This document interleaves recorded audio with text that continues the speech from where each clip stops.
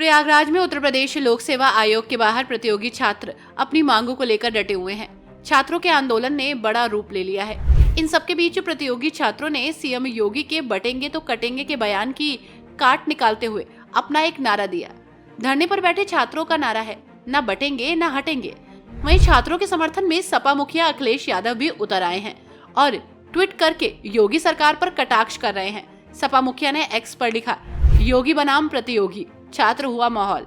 आज उत्तर प्रदेश के प्रतियोगी परीक्षाओं के हर अभ्यर्थी, हर छात्र, हर युवक युवती की जुबान पर जो बात है वो है नौकरी भाजपा के एजेंडे में है नहीं। उन्होंने चलवाया लाठी डंडा, नौकरी नहीं जिनका एजेंडा।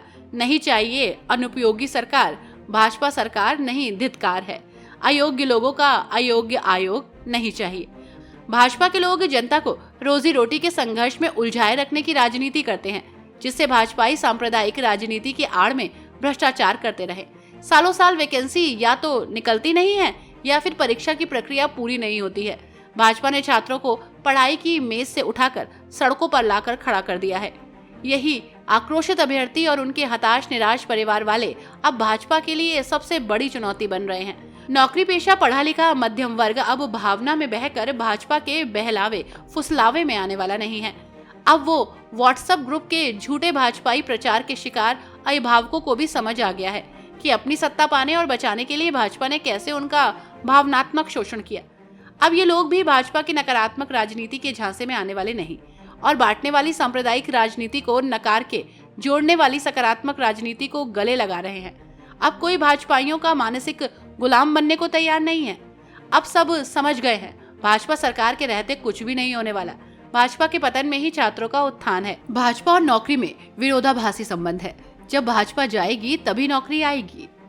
अब क्या भाजपा सरकार छात्रों के हॉस्टल या लॉज पर बुलडोजर चलवाएगी?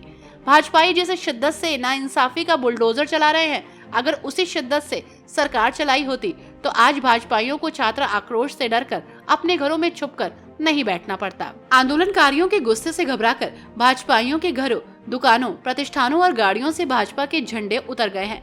आंदोलनकारी ऊंची आवाज में पूछ रहे हैं, अब कहां गायब हैं?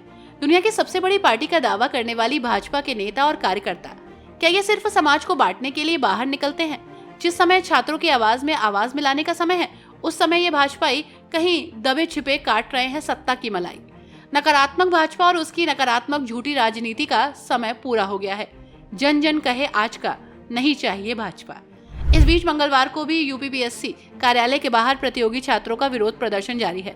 उनकी मांग है कि पीसीएस और आरओ परीक्षा एक ही दिन और एक ही पाली में आयोजित की जाए। तो सर, जैसे हम लोग एक प्रतियोगी परीक्षा की तैयारी करने वाले छात्र हैं, तो हम लोगों के साथ उत्तर प्रदेश लोक सेवा आयोग नॉर्मलाइजेशन के माध्यम जो नॉर्मलाइजेशन जो कर रहे हैं, उससे हम लोगों के साथ बहुत ज्यादा समस्याएं होंगी।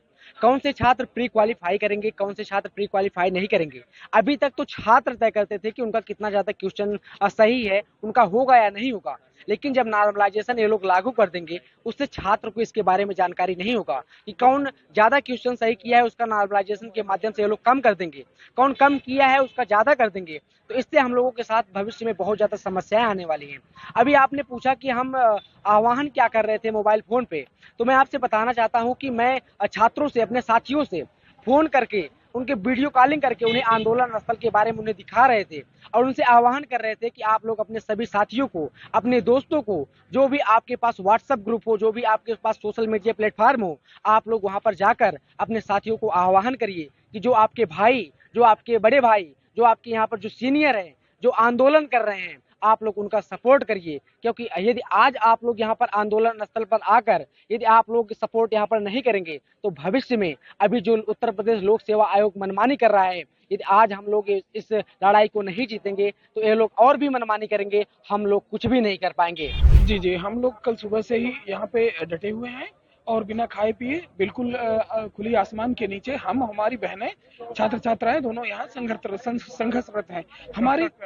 हम तब तक करेंगे जब तक हमारी पीड़ा को, हमारे दर्द को, हमारी मांग को हमारा आयोग स्वीकार नहीं कर लेता। जी, हम राम सिंह हैं, प्रतियोगी छात्र हैं। कोई समझौता नहीं हुआ। उन्होंने बस जो आयोग ने 5 नवंबर को जो नोटिस जारी किया था, बस उसी को उन्होंने इलोबरेट करके हम लोग को समझाने की कोशिश की। मतलब वो एक तरह से आयोग की बात ही हम लोग के सामने रख रहे थे और हम लोग की कोई बात सुनने को वो तैयार नहीं थे। इसलिए हम लोगों ने उनको, जी सर, कोई सहमति बनी? कोई सहमति नहीं बनी, बिल्कुल सहमति। अगर सहमति बनी होती तो आज हमारे छात्र जितने यहाँ छात्र दोस्त हैं ये यहाँ बैठे नहीं होते रात भर से सर, और अभी भी बैठने के लिए रात भर तक के लिए तैयार है। सर मेरा नाम विक्रम सिंह है। फिलहाल जो हम लोग छात्र यहाँ पे आए हुए हैं, हमारा धरना पूरी तरह से शांतिपूर्वक ही रहेगा। जो अवरोध आ रहा है, अवरोध आयोग के द्वारा दिया गया है। उनका कहना, हम लोगों की डिमांड है कि 2 शिफ्ट में एग्जाम नहीं होने चाहिए और नॉर्मलाइजेशन नहीं होना चाहिए। इसके पहले जो प्रक्रिया अपनाई जाती थी पीसीएस में, वही प्रक्रिया आरओ और पीसीएस दोनों में अपनाई जाए। आयोग का कहना है कि शुचितापूर्ण एग्जाम कराने के लिए हमें सेंटरों की संख्या कम मिल रही है, इसलिए हम जो है उसको कई शिफ्टों में कर रहे हैं। हमारा कहना यह है कि 75 जिले हैं, क्या आपको ऐसे विद्यालय नहीं मिल पा रहे हैं? ये कहते हैं कि हमको सिर्फ सरकारी विद्यालय चाहिए, प्राइवेट विद्यालय नहीं चाहिए। क्या प्रशासन हमारा इतना नपुंसक हो गया है कि वो प्राइवेट विद्यालयों में सेंटर देने के बावजूद क्या वहाँ चुस्त दुरुस्त व्यवस्था नहीं कर सकता? समाधान सिर्फ इसका है, ये है सर कि जो हमारी मांगे हैं उस मांगों को ये मान लें। पूर्व मांग हमारी ये है कि 1 दिन में एग्जाम हो, कोई नॉर्मलाइजेशन नहीं हो। सौरभ सिंह।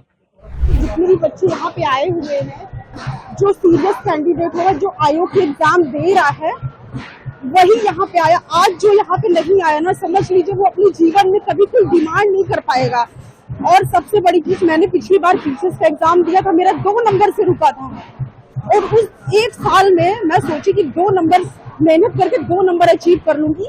अगर इस बार पेपर नहीं हुआ, नॉर्मलाइजेशन हुआ, तो मैं अपने आप को, ये सारे जो बच्चे छात्र छात्राएं हैं, वो अपने आप को भाग्यवादी मान चुके होंगे, और मुझे भाग्यवादी नहीं बनना है। जो यहाँ पे है वो सारे कर्म पे विश्वास करते हैं।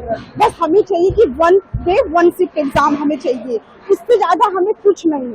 और हम यहाँ भारत हिलाने नहीं आए हैं, हम अपनी मांग रख रहे हैं। किस तरह से आंदोलन चल रहा है, कब से ये चल रहा है, अभी क्या स्थिति है? नॉन वायलेंस आंदोलन। इतने छात्र इकट्ठा हुए हैं, एक भी कोई वैसी घटना नहीं सुनाई दी है। शांतिपूर्ण तरीके से सब सिर्फ अपनी मांग पे डटे हुए हैं। बस हमें बस वही चाहिए, 1 डे 1 शिफ्ट। अगर मांग नहीं पूरी होती है तो किस तरह से आंदोलन जारी रहेगा?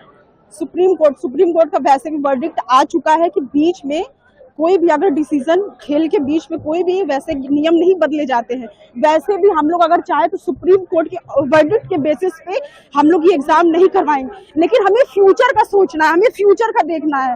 इस बार तो हम बहुत वैकेंसी भी अच्छी है, बहुत लोग सोच रहे हैं कि इस बार अच्छी खासी वैकेंसी है, हम तो निकल ही जाएंगे, लेकिन फ्यूचर में क्या होगा, तो उसके लिए यहाँ पे सब खड़े हुए हैं। बस मैं इतना, और आपको भी पता है कि सब लोग क्या कहना चाह रहे हैं, हमें भी, हम लोग भी बोल बोल के थक चुके हैं। बस हमें इससे ज्यादा कुछ नहीं कहना है। बस आज हमें, मैं रूम पे थी, मैं अपने आप को रोक नहीं पाई। मुझे लगा आज नहीं गई तो मैं फिर कितने भी दम भर लो आपकी, हम ये कर लेंगे, ये उखाड़ लेंगे, कुछ नहीं होगा। छात्रों का ये आंदोलन लगातार बढ़ता जा रहा है। ये योगी सरकार के लिए बड़ी मुसीबत खड़ी कर सकता है।